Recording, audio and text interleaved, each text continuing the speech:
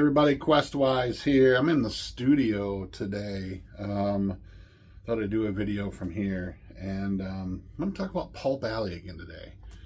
If you've been watching the channel for a while, you know this is one of my favorite games, and I wanted to talk a little bit about today, not so much about Pulp Alley itself, but what is pulp? You hear me talk about Pulp Alley a lot, and you hear me talk a lot about using Pulp Alley rules for things like superheroes and fantasy and westerns and stuff. But I wanted to talk a little bit today about what pulp is and what pulp is to me, because I think if you were to ask any author, any bookseller, any publishing agent exactly what pulp is, I think you're going to get a different answer from every person. And that's because I don't think that pulp is really definable anymore. Where does pulp come from? Well, to me, without looking up a definition, and I've seen lots of definitions of what pulp is, and all of them are slightly different. But for me, pulp fiction is originally was born out of the 20s and 30s, which was a sort of a fiction that was collected and written and sold on pulpy paper, on cheap paper, because of the Depression, because of the periods between World War I and World War II. There was a lot of sort of restrictions on lots of things: food, water in some places, provisions of other natures, as well as like paper, copper, things like that. And paper was one of those commodities which became very expensive. And while there were still books and magazines sort of being printed on paper, what I think was maybe sort of an accident became a sort of cultural phenomena. That there was a certain group of publishers that decided they were going to buy and print stories on this pulpy, sort of rough-grained, cheap paper, and sell it for a wage, or for a price that even people with moderate wages could afford. And we're talking about a time, right, when there's not like mass media. We're talking about a time when there is not. There are movies, but there are not like streaming services. There's no internet. And so your entertainment came from things like comic strips, newspapers, and novels, and radio programs. Excuse me. But it soon became one of those things that pulp magazines became immensely popular. And that's where the term pulp really comes from. But what is pulp? What is pulp fiction? I sort of have my own definition, and I feel like it's different, a little bit different for everyone. But let me scroll. Let me ask the question of you, I guess, first. Is H.P. Lovecraft pulp? Is Louis L'Amour westerns pulp? Is Robert Howard's Conan pulp? Is it Edgar Rice Burroughs' Tarzan and Princess of Mars? Is that pulp? Well, yes, no, maybe. It's kind of hard to tell. There was a sort of blurring of lines that happened during the sort of pulp phenomena. These publishers were publishing everything, anything that would sell. It's a very famous quote from Robert Howard, the guy who created Conan, that he would basically write whatever was popular at the time. And while some of it was, whatever, a majority of it was beautiful because he was a great writer. But there was some stuff that he was just not good at. But the pulps were publishing everything from fantasy to science fiction to romance to sports stories, Did I say westerns already? Westerns, erotica. I mean, beyond sort of just romance stories, we're talking about erotica. We're talking detective stories. We're talking horror, like H.P. Lovecraft and many of his contemporaries, Chambers, and there's a lot of there was so much stuff being published at the time, and it's hard to even fathom the number of different sort of pulp magazines that were at any given time on a newsstand, and they would change. So publishers would publish things in fantasy for a while, and then that would sort of run dry. So they would switch to detective stories. Sometimes even within the same magazine, they would have detective stories and fantasy and science fiction and horror. But what is pulp? What is the pulp genre? I think it's really hard to define. I think it's a really hard thing to pinpoint exactly. To me, and I want to give you one definition, and this definition comes from my good friend.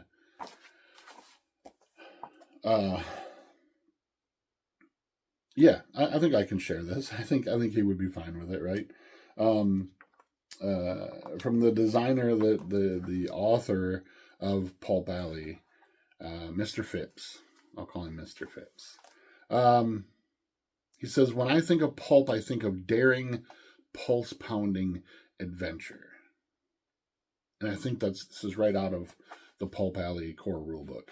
I just happen to be reading it on the larger, my PDF version that I printed out. And I think that nails it. It's pulse-pounding adventure. But to me, it's sort of more than that. I think it's more... It is pulse-pounding adventure. I think it's very quick action. It's sort of short, concise stories. It's not about massive world building. It's about character development.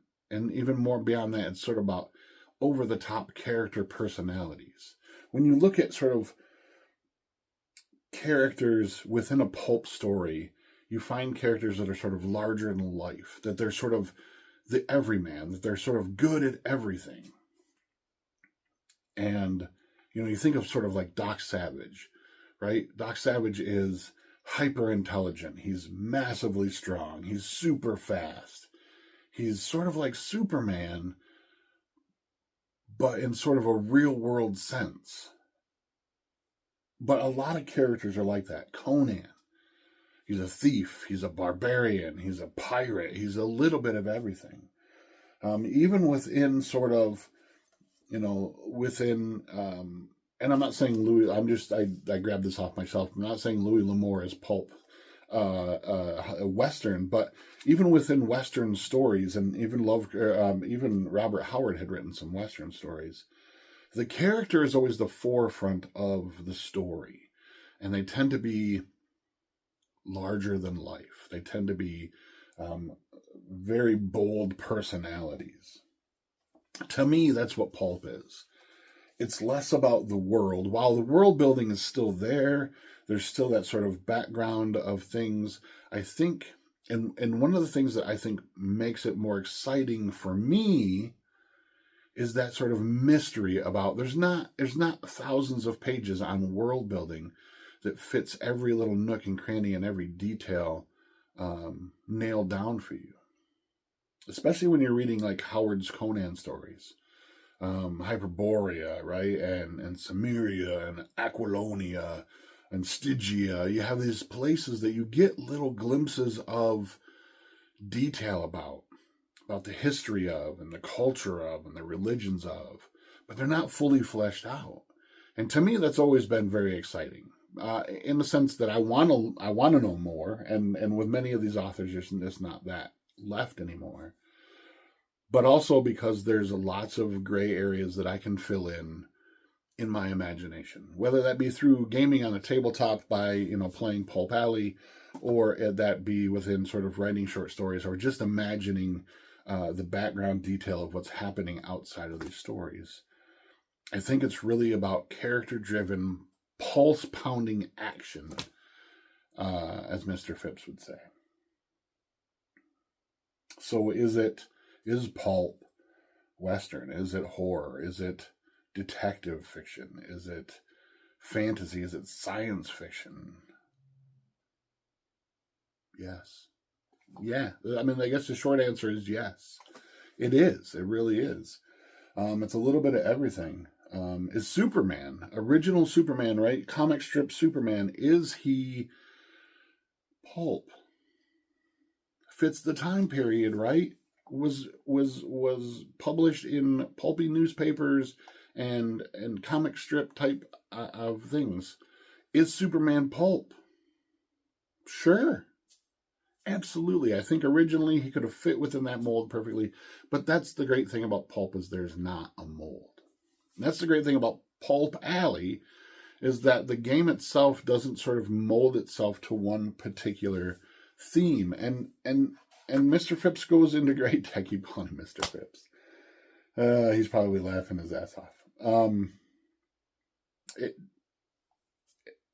Whatever.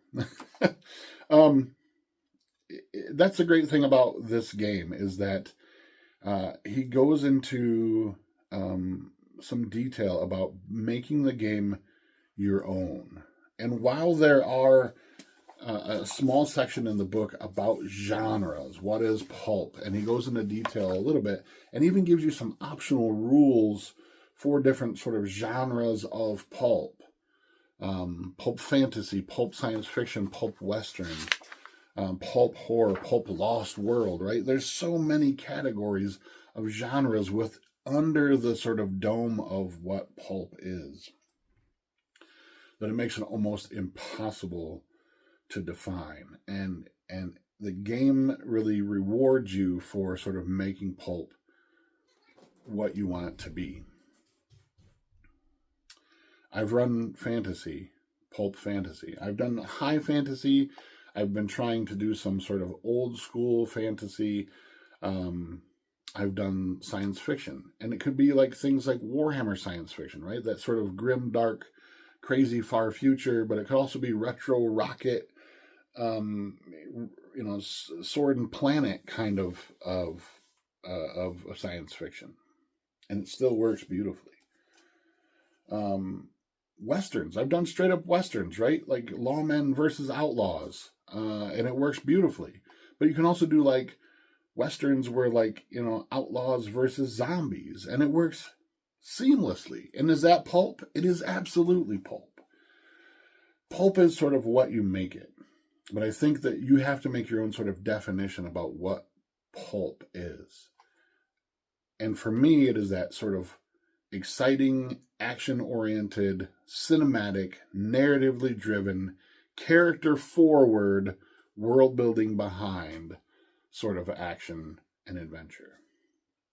I might go on in some other videos and talk about different sort of subcategories of pulp, be it fantasy, be it westerns or horror, detective fiction. I probably won't talk too much about romantic pulp, romance pulp, because I've not really read a lot of it. It's just not something that's very, I just don't find it very interesting. But I do find all sorts of other types of pulp very interesting. And I love to see that sort of, those stories told from that sort of time period. And one of the things I would love to do, and I think we're in a world of, that makes it both harder and makes it a lot easier to sort of tell pulp stories. And I say harder because media is everywhere. It is extremely easy for anybody to publish anything they want right now, right? Be it digitally, be it printed through services like Amazon or Lulu or whatever. So there's a ton of stuff out there. The age of authors being celebrities is long gone. And it's sad to me. I have personal friends who are New York Times bestselling authors, and they've told me they have to work 40-hour-a-week jobs on top of writing novels. Because those days of the F. Scott Fitzgerald are gone. But what's really exciting is that the opportunities are there for anybody to write anything, right? And to be able to sort of revive a genre which I feel like has been gone for a long time. And it's something that Pulp Alley has really done, I think, in the gaming space of things, bringing pulp and the idea of that sort of action forward, that sort of narratively driven sort of games that are character forward driven experiences. Pulp Alley has done that for the tabletop. What I would love to see is a revitalization of pulp fiction in the marketplace again. Now, you can still go to your local bookstore and you can find things like, I don't know if Weird Tales is still being sold, but I know like Ellery Queen, and I know like the Asimov science fiction magazines, those little sort of pulp-y sort of size magazines are still available. They're still out there. They're still being published. I'm sure Weird Tales has still got to be out there, right? But there were so many of them. Some of the more popular ones were, Asimov science fiction, Ellery Queen, which was a sort of a detective mystery pulp magazine, Weird Tales. You can find a lot of those originals on like Amazon, like the Kindle store. I'm actually reading one right now. This the actual sort of reproduction of the very first Weird Tales issue, #1.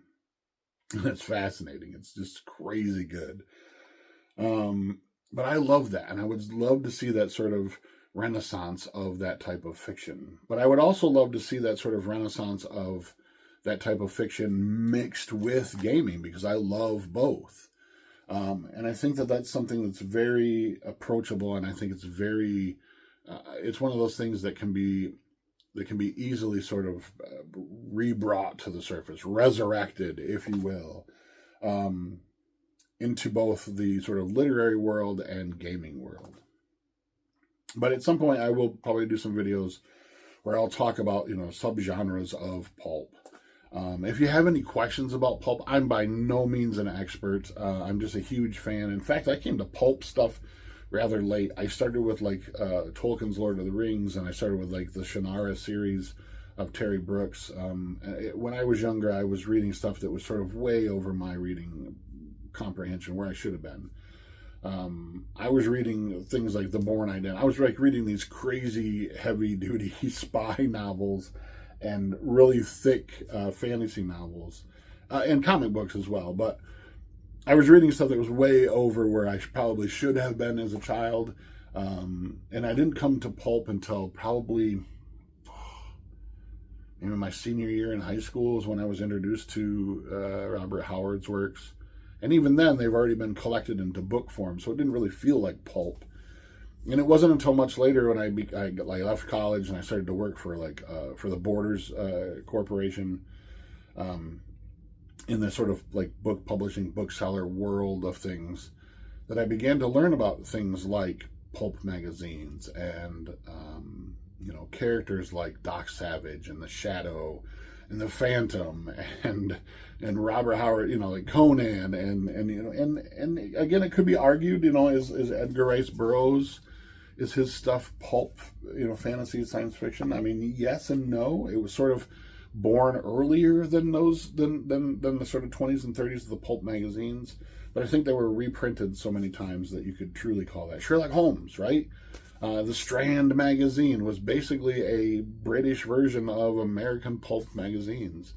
In fact, somewhere upstairs in the library, I have a copy of all the original, well, not the original, I don't make it sound like I'm some massive collector, but I have a book that's a collection of reproductions of the original Sherlock Holmes stories that were published with the original art, facsimiles, of course, of the Sherlock Holmes stories by Arthur Conan Doyle. And it's really cool to look at, because it's that same typeface that was used in the 20s and 30s, and that sort of line drawn black and white art. It's really, really cool if you can find it out there. I think it's called the Complete Strand Collection of Sherlock Holmes or something. It's a big, massive red book. Totally worth it. It's Sherlock Holmes pulp. Yes, no, maybe, right? It's hard to define really what pulp is. But I'm excited. I want this conversation to carry on. Please, in the comments down below, if you have any questions, let me know. I'll try to answer them the best I can. But I would love to see what your definition of pulp is. Until next time, I'm Questwise, and my friends, please, out there in this crazy world, stay safe, and as always, game on.